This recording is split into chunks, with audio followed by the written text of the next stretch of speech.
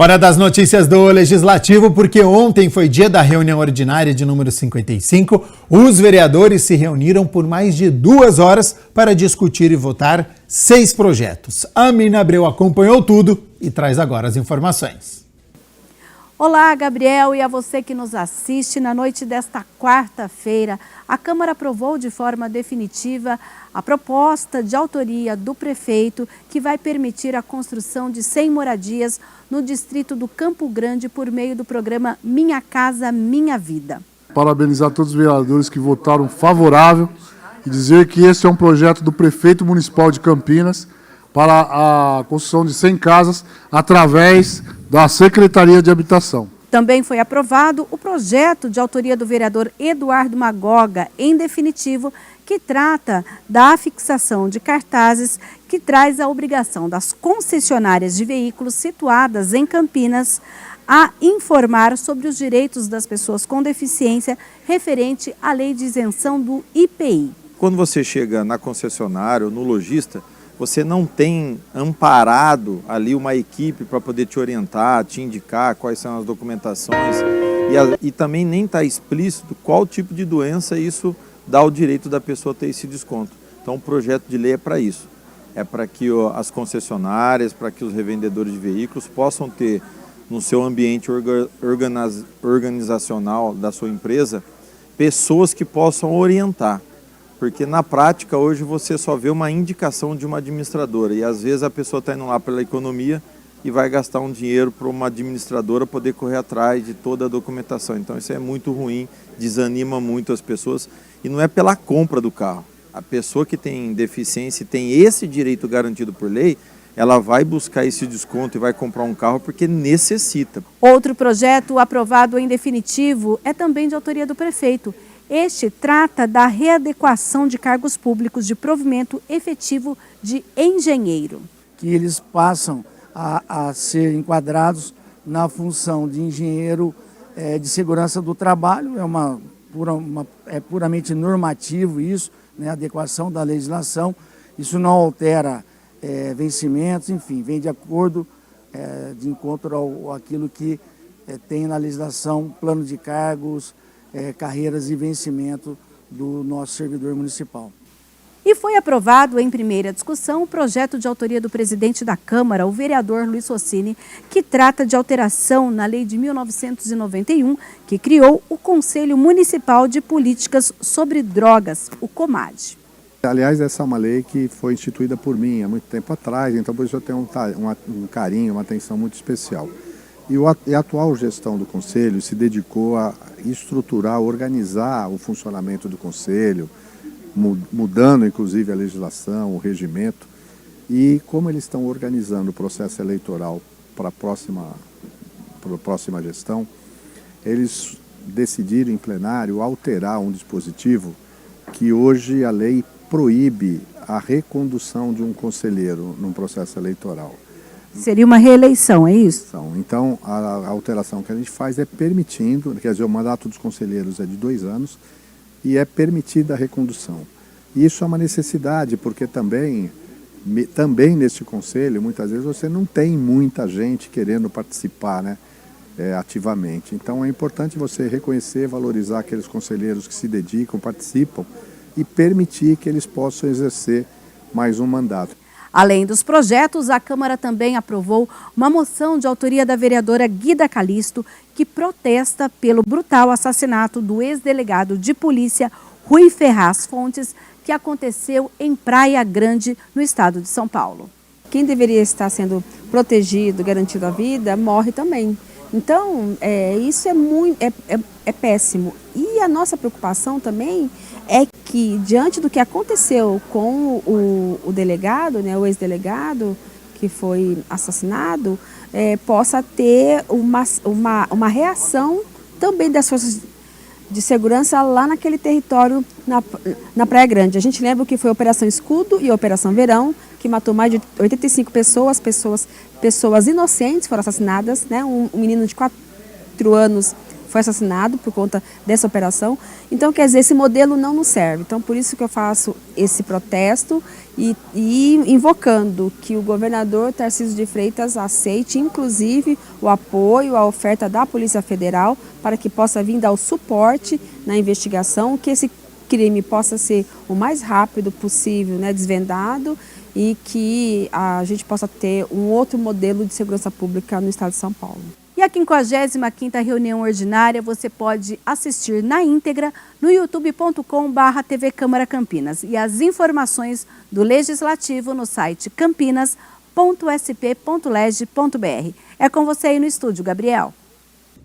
Tá certo, muito obrigado, Mina Abreu, pelas informações. A gente segue aqui com as notícias do Legislativo, porque Comissão Especial de Estudos para a Criação do Parque Estágio da Mogiana estende os trabalhos e define novas ações.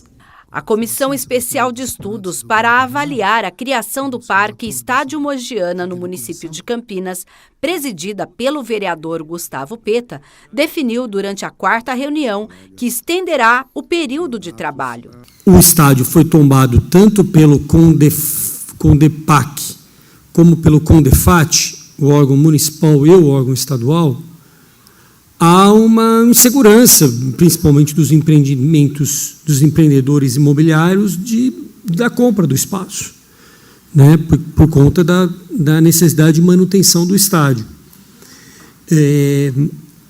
Então, por que da prorrogação? Porque apesar da gente ter, vamos dizer assim, ter tido uma vitória parcial, que foi uma nova reflexão, vamos dizer assim, do governo do estado em relação à venda, em entrevista, inclusive, ao Correio Popular, eles sinalizaram nesse sentido, nós ainda não conseguimos construir, eu acho, uma saída política para o problema. A CEE contou com a participação dos vereadores Luiz Iabico e Wagner Romão, que é o relator.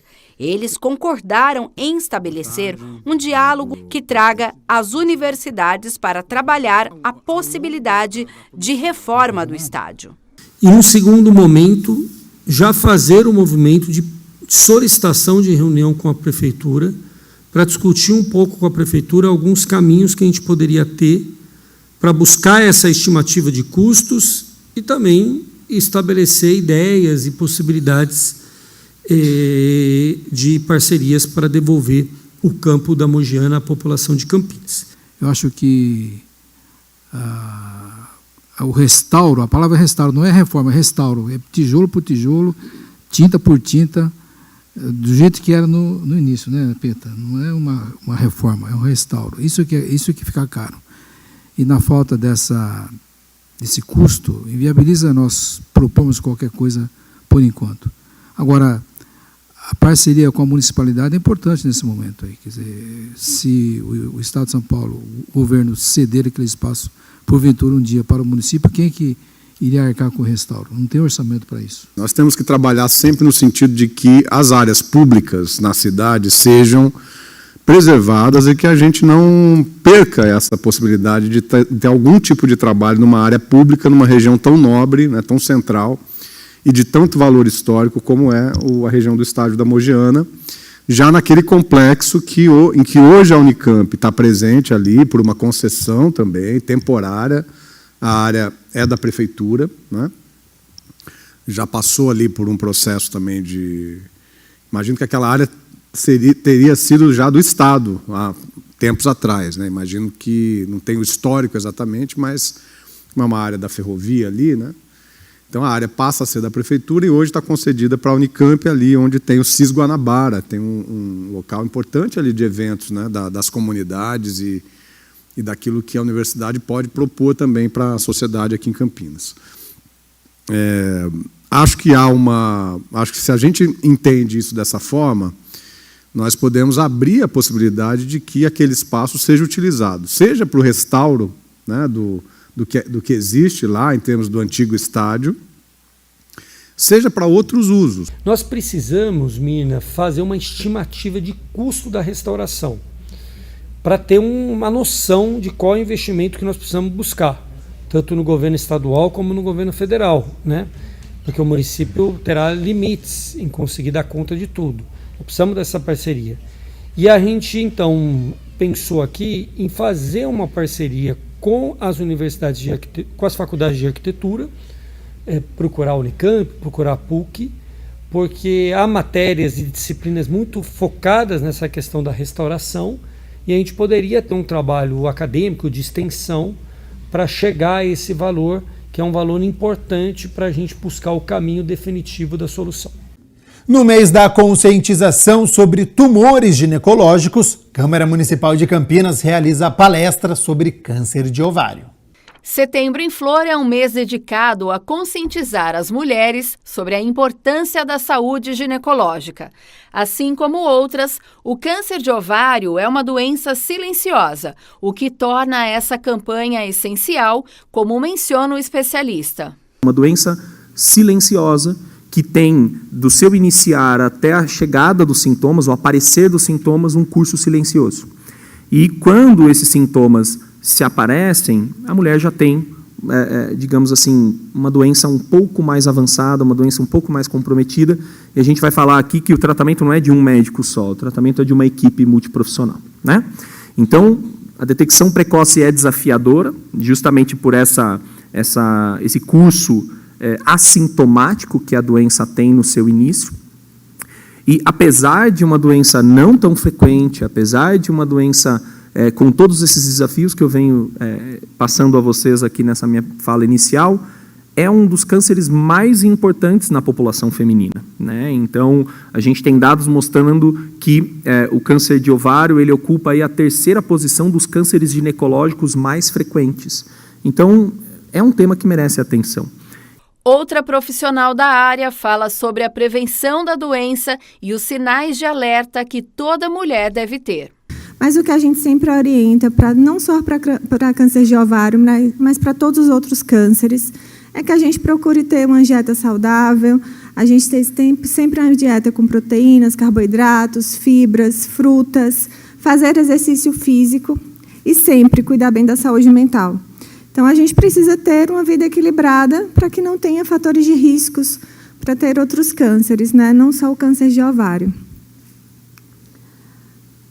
Lembrar também de evitar cigarro e consumo de álcool em excesso, né? Sempre cigarro. Já o médico cirurgião apresenta a questão cirúrgica, que, segundo ele, deve ser devidamente avaliada quando fazer e em quem fazer. O cirurgião precisa retirar toda a doença e deixar a doente bem.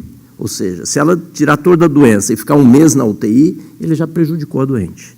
Então, é extremamente desafiador, exige muito conhecimento de anatomia e exige que, de fato, o cirurgião se interesse pela paciente. Então, a grande mensagem é, procure se informar, como disse a doutora Gi, conheça o seu próprio corpo sempre. Qualquer sintoma diferente, busque o seu médico, mas, mais importante, exija que seja feita uma avaliação adequada do ponto de vista familiar e que também que tenha políticas públicas que cubra tudo aquilo que eles comentaram aqui sobre o câncer de ovário. Bom, a Câmara Municipal aqui de Campinas, ela abriu as portas do plenário municipal, né, vereador, para falar de um tema extremamente importante, mas é um tema pouco discutido, né? E aí fica a curiosidade, vereador, o que te motivou a trazer este tema aqui para o plenário? Na realidade, sempre que somos provocados, né, nós vereadores, nós temos, ou pessoas públicas, na realidade, temos a obrigação de abrir o espaço. Mas pela minha formação, né, como médico, é um tema que, como nós vimos na apresentação, extremamente importante, né? São 7 mil novos casos todo ano, 2/3 das pessoas, se não diagnosticada, não digo precocemente, porque não existe um rastreamento, mas elas estarão fadadas ao óbito. Então, a mortalidade é muito alta. Então, seria de bom tom que trouxéssemos esse tema para que pudéssemos discutir no mês de setembro, câncer de ovário, pessoas que têm a expertise, né, oncologistas, cirurgiões, pessoas renomadas da Unicamp, do Grupo SONE, da PUC, enfim, que trouxessem informações que pudessem, de alguma forma, passar para o nosso telespectador informações muito importantes para que a gente consiga trazer,